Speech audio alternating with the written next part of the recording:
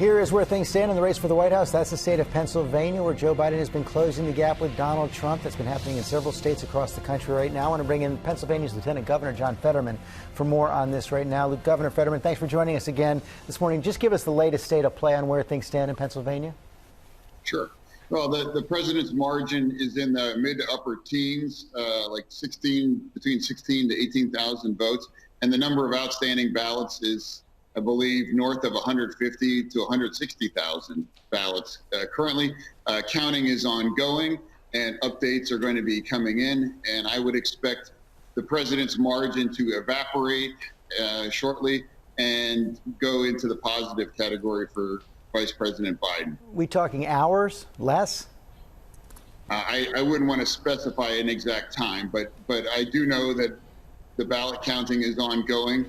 And I know updates from Philadelphia are going to be coming in throughout, as well as from other parts of Pennsylvania. That's for sure. You heard the president last night. You've seen his tweets this morning that actually Twitter put some warning labels on them because they're so misleading. Your response? Yeah. My response is like, why are we paying attention to anything that has a warning label? It's like if somebody says 1 + 1 is 3, we don't have a conversation on like, well, is there any rumor to that? I mean, it's like, no, it's just blatantly untrue and it's a lie. And, we don't, listen to trolls on the internet. So I think that it's analogous here. The bottom line is Pennsylvania pulled off a successful election, the largest in its history. And the result is going to be true and one that America and the world can trust. That is the democratic will of our residents. And the math that currently remains in front of us doesn't bode well for the president. And the closer it gets, I think you're going to see more and more of that kind of incendiary misinformation. And I wonder what's going to be the response in the state of Pennsylvania. We know that Republicans control the state legislature in the state of Pennsylvania. They made it more difficult to count the ballots going in before Election Day. Do you see, if indeed Joe Biden does pull ahead, if indeed he does win more votes in Pennsylvania, that there will be a move in the legislature to challenge any slate of electors and try to send a different one to the Electoral College? I don't see that. But obviously I don't speak for the Pennsylvania GOP, but I don't believe there's any grounds for that to actually happen. That's just more of this kind of doom and gloom scenario that I've been pushing against. This idea that the election was going to be such and such in Pennsylvania just wasn't true. It actually went incredibly smoothly.